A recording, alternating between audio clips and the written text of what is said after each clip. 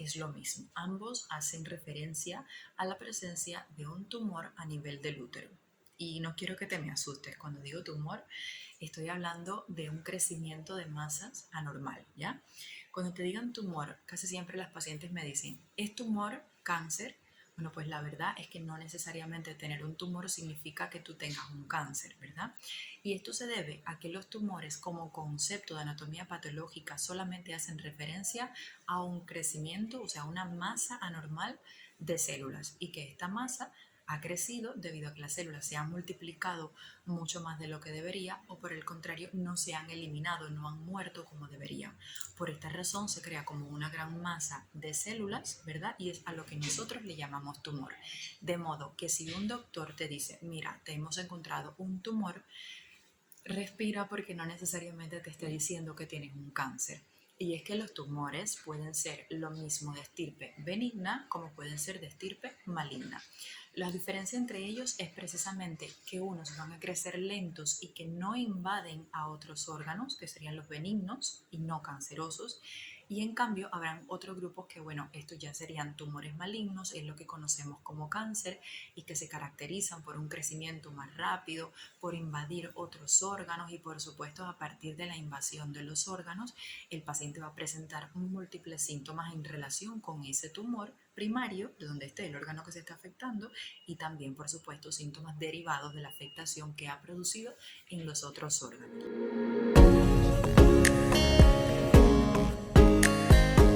La verdad es que no existe una causa realmente, como les dije anteriormente, certera que me diga si haces esto te va a salir un fibroma uterino. En realidad no.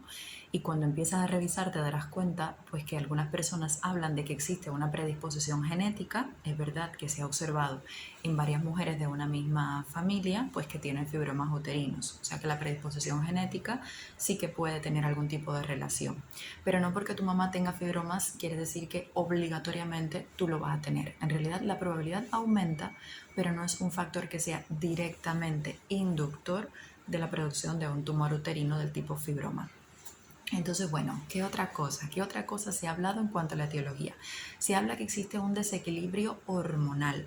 El mioma es un tumor que le encantan las hormonas y es que en muchos libros dice que cuando existe un desequilibrio entre estrógenos y progestágenos a favor de los estrógenos puede ser otro de los factores que favorezcan el desarrollo de un fibroma. De cualquier manera puedo decirles que la causa es desconocida a día de hoy.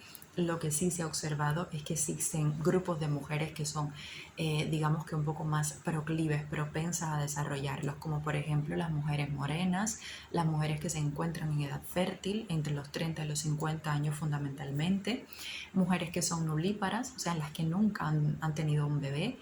Estos son los grupos de mujeres en los que con mayor frecuencia nosotros vamos a observar este tumor ginecológico descrito como el más frecuente del sexo femenino.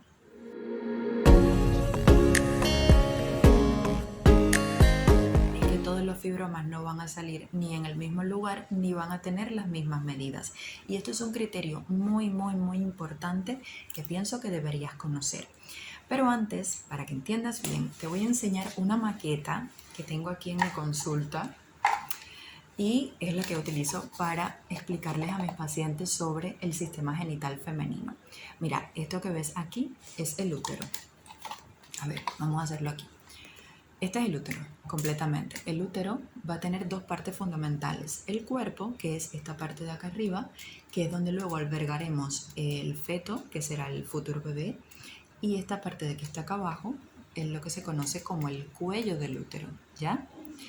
Tienes también por acá, a ambos lados del útero, vamos a encontrar las trompas de falopio o tubas uterinas, como también se le llama, ¿ya? Con la región ampular. Y esto que está acá serían los ovarios. Entonces, en su conjunto, ellos son los órganos sexuales femeninos internos, ¿ya? Entonces, vamos a descubrir qué hay dentro. ¡Tarán! Pues esto es un útero desde dentro, ¿verdad? El útero va a tener tres partes fundamentales. La cavidad uterina, que es donde está el endometrio o capa más interna del útero, aquí dentro, los rosaditos. Está el miometrio, que es esta parte que está acá, la roja, que es básicamente músculo. el que se contrae después cuando la mujer va a tener un bebé para poder pues ayudar al periodo de expulsión del bebé hacia afuera, ¿no? Y bueno, ya está, acá afuera estaría el perimetrio. Entonces vamos a ver, ¿dónde pueden aparecer los fibromas? Mira, los fibromas van a haber de tres tipos. Van a estar los fibromas que son submucosos, o sea, los que se van a localizar hacia acá dentro de la cavidad, ¿verdad? Que son los tumores que van a dar una gran cantidad de síntomas. Fundamentalmente está dominada la sintomatología por grandes hemorragias, o sea, son mujeres que tienen unos periodos extremadamente abundantes que las llevan sobre todo a anemia, ¿ya? Y pueden producir dolor pélvico también. De hecho, se dice que de todos los tipos de fibromas, el que sale aquí dentro, el submucoso, es el que más síntomas te puede dar. Ahora, después están también los que son intramurales, o sea, los que están ubicados aquí en la parte del músculo. Y estarán también los subserosos, o sea, los que salen hacia afuera del útero, ¿ya? No salen hacia cavidad, no crecen a cavidad, sino que crecen hacia afuera. Entonces, si crecen aquí afuera, ¿qué sintomatología será la que presente la mujer? Pues básicamente síntomas por obstrucción, síntomas obstructivos. Ese tumor que crece acá arriba va a empezar a comprimir así, chas, chas, chas, a todos los órganos que le quedan alrededor, que básicamente son dos fundamentalmente. El útero está en la cavidad de la mujer así.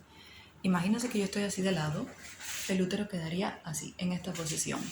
Entonces, aquí delante lo que le va a quedar es la vejiga, que por compresión, si aquí hubiese un tumorzazo grande, por compresión que me va a producir síntomas urinarios, y por detrás le va a quedar el recto. Entonces, si acá atrás hay un tumor grande que está comprimiendo, y aquí está el recto, que es donde vienen las heces, pues también me va a producir, ¿qué cosa? Pues obstrucciones intestinales a este nivel, y las heces no pueden salir y da cuadros obstructivos. Ya la paciente tendrá constipación, tendrá dolor al defecar, todo esto. Entonces,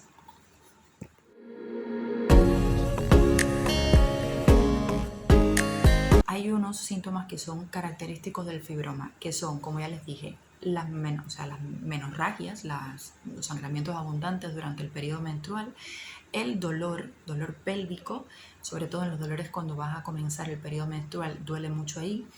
Y el otro síntoma sería pues palpar el tumor. Cuando es un tumor bastante grande, pues entonces hay mujeres que de tan grandes que son, pues incluso cuando las examinas puedes palpar el tumor perfectamente.